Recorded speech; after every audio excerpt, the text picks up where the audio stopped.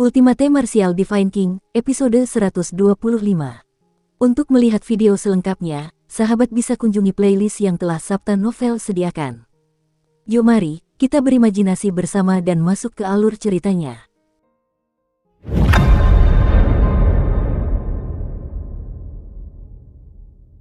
Bus, Dewa Tikus Pencuri melemparkan pesawat ulang-alik terbang api emas. Detik berikutnya, pesawat ulang-alik terbang api emas bermekaran dengan cahaya keemasan yang tak tertandingi. Auranya membumbung tinggi ke langit, dan kemudian pesawat ulang-alik terbang api emas berubah menjadi pesawat ulang-alik emas identik yang tak terhitung jumlahnya. Langit seakan menghujani koin emas. Ribuan pesawat ulang-alik menghiasi langit dan menyapu ke arah wanita anggun nan anggun itu. Melalui topeng itu, mata wanita yang indah itu dipenuhi dengan cahaya dingin yang redup. Wuus! Pedang perak di tangannya menelan dan memancarkan kilau terang yang menakjubkan. Aura pedang yang menakjubkan muncul. Pergelangan tangan wanita yang bagaikan giok itu bergerak, dan aura pedang yang tak tertandingi keluar dari tubuhnya seperti naga yang berenang. Aura pedang perak mengguncang langit ke segala arah. Rambut panjang wanita yang bagaikan tinta berkibar tertiup angin, dan jubahnya yang indah berkibar tertiup angin. Ia menggunakan pedangnya untuk mengendalikan auranya, memamerkan keanggunannya yang tak tertandingi. Bersamaan dengan gemuruh guntur yang dahsyat, aura pedang yang seperti Bima Sakti menyelimuti tubuh wanita itu, membentuk tornado energi pedang berwarna perak. Dia berada di tengah pusaran pedang Ki, seolah-olah dia adalah penguasa dunia ini. Ledakan, pesawat ulang-alik yang memenuhi angkasa berjatuhan bagai badai yang sangat deras. Titik-titik cahaya keemasan yang menyilaukan terus-menerus menghantam pusaran Ki pedang. Fluktuasi energi yang dahsyat menyebabkan langit bergetar tak nyaman. Pemandangan yang mengejutkan itu bagaikan hujan meteor yang bertemu tornado secara kebetulan. Akibat dari semua jenis kekuasaan yang ditumpahkan secara sembarangan, langit berubah warna, dan gunung-gunung di bawahnya bergetar tak nyaman. Semua binatang iblis besar dan kecil dalam radius beberapa puluh kilometer terbang ketakutan. Angin kencang menyebabkan aliran udara di area ini menjadi luar biasa tidak nyaman. Saat ini, para ahli lain dari tim kegelapan keluarga kerajaan hendak menyelesaikan langkah terakhir dari misi yang ditugaskan kepada mereka. Setiap orang dari mereka dipenuhi aura pembunuh yang dingin dan menusuk. Fluktuasi daya yang dilepaskan dari masing-masing dari mereka menyebabkan udara di sekitarnya samar-samar menghasilkan suara ombak, dan angin dingin yang suram menjadi semakin kuat. Ledakan, hujan cahaya keemasan yang tak berujung itu sama sekali tak mampu melukai wanita itu. Pada saat itu, cahaya warna-warni memancar dari tubuhnya. Aura yang beberapa kali lebih kuat dari sebelumnya memenuhi sekelilingnya, menyebabkan seluruh langit menjadi gelap. Cahaya gemilang itu dengan cepat berkumpul menuju pedang wanita itu. Dalam sekejap, pedang perak itu berubah menjadi warna pelangi. Seolah-olah terbuat dari saripati pelangi. Merasakan kekuatan Zhen Yuan yang terpancar dari tubuh gadis itu, wajah pencuri Dewa Tikus Pencuri itu pun berubah sedikit serius. Ia diam-diam berpikir bahwa kekuatan gadis kecil ini jauh lebih kuat dari yang ia bayangkan. Mata mungil Dewa Tikus Pencuri menyipit. Pandangan tepinya menyapu para ahli tim kegelapan kekaisaran yang memancarkan aura pembunuh. Ia bergumam pelan, kita tidak bisa terus membuang waktu seperti ini. Sudah lama sekali, bocah itu seharusnya pergi. Berdengung, seketika, aura agung meletus dari tubuh pencuri Dewa Tikus Pencuri. Cahaya keemasan yang menyilaukan menyelimuti dunia bagai matahari yang terik.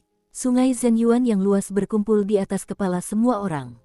Sungai itu menutupi langit dan menyelimuti bumi dengan kekuatannya yang luar biasa. Diiringi suara derap langkah pasukan yang dahsyat, sesosok hantu emas yang tingginya lebih dari 100 kaki tiba-tiba muncul di langit di belakang pencuri Dewa Tikus Pencuri. Apa itu? Para ahli dari tim kegelapan kekaisaran mengangkat kepala dan menatap ke atas. Di balik topeng mereka, mata mereka dipenuhi dengan kesungguhan yang kuat. Dalam sekejap mata, hantu emas di belakang tikus pencuri Dewa Pencuri terbentuk dengan mengesankan. Dalam sekejap, hantu tikus emas raksasa melayang di antara langit dan bumi.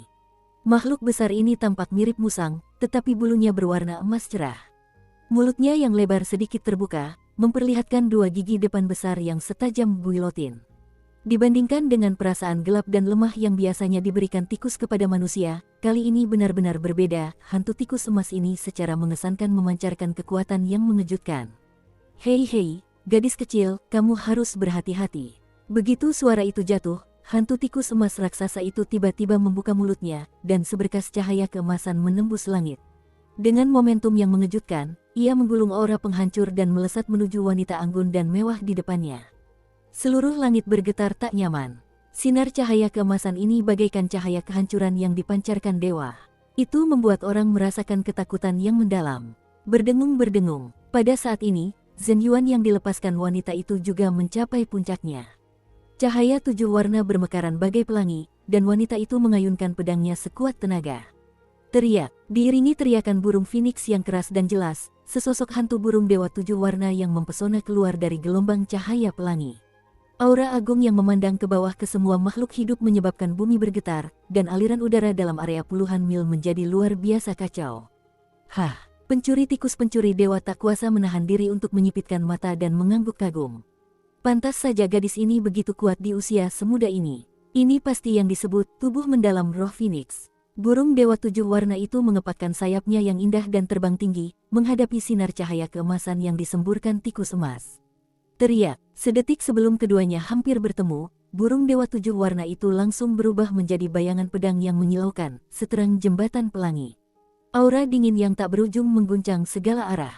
Ledakan, sinar cahaya keemasan yang sangat merusak itu berpotongan erat dengan bayangan pedang 7 warna yang anggun, dan seluruh langit jatuh ke dalam turbulensi yang dahsyat.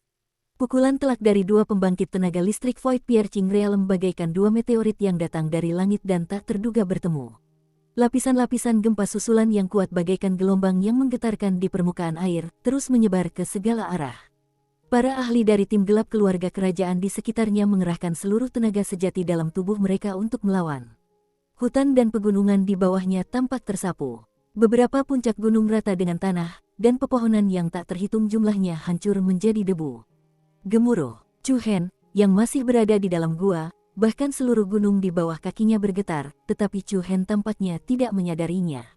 Pupil ungu iblisnya menatap buku surgawi bintang suci di depannya tanpa bergerak. Buku emas itu dihiasi dengan pola bintang yang rapat, dan yang paling cemerlang dan indah adalah bintang biduk dalam bentuk do.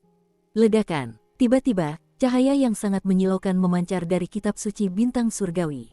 Chu Hen tanpa sadar mengangkat tangan kirinya untuk menutupi matanya.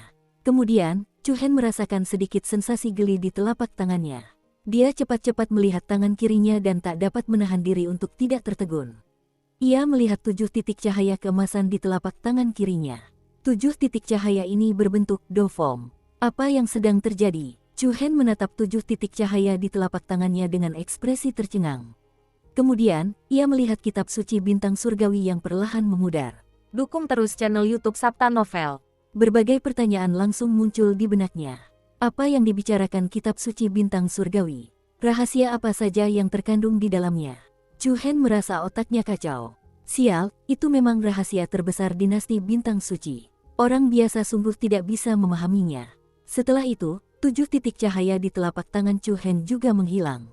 Segala sesuatunya tampak kembali ke titik semula, seolah tidak terjadi apa-apa. Gemuruh, tepat saat Chu Hen kebingungan, guncangan hebat di gunung menyebabkan dia tiba-tiba tersadar. Aku hampir lupa kalau aku masih dalam bahaya. Chu Hen menepuk dahinya. Baru sekarang ia menyadari bahwa masalah di luar sana adalah sesuatu yang tak bisa ia selesaikan. Dia pasti tidak dapat memiliki kitab suci bintang surgawi lagi.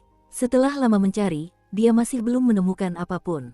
Buang-buang waktu saja. Chu Hen segera menutup buku emas itu. Begitu buku emas itu ditutup, seberkas cahaya redup muncul. Sama seperti sebelumnya, ia tertutup rapat dan sulit dipisahkan. Sepertinya pembatasan ini diaktifkan dengan sendirinya. Chu Hen bergumam pada dirinya sendiri, lalu melemparkannya ke tanah. Ia dengan santai memasukkan tinta, kuas, kertas, dan batu tinta ke dalam cincin penyimpanannya.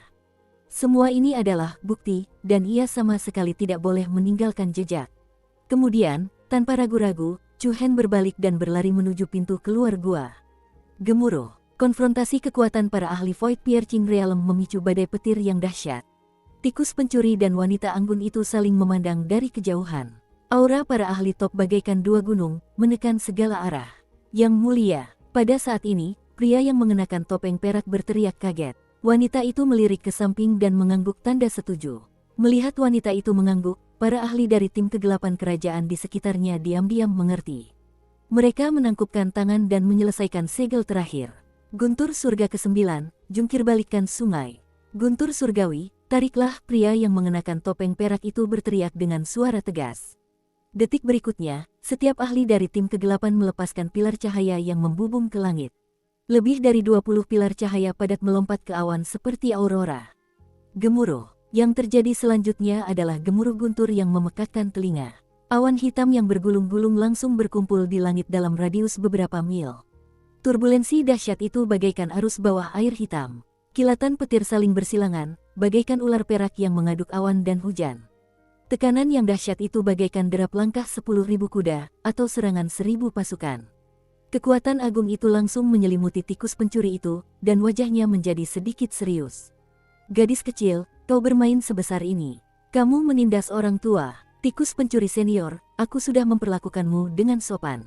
Kaulah yang keras kepala dan bersikeras melakukan segala sesuatu dengan caramu sendiri. Kau tidak bisa menyalahkanku, jawab wanita itu acuh tak acuh. Hehe, baiklah. Biarkan aku melihat seberapa kuatnya pemanggilan guntur surgawi ini. Kuang Dang. Sebelum suara itu menghilang, guntur dan kilat yang bersahutan hampir menghancurkan langit. Semua ahli tim kegelapan kerajaan membentuk segel pada saat yang bersamaan. Dalam sekejap, guntur langit ke-9 bergerak, dan angin tiba-tiba bertiup.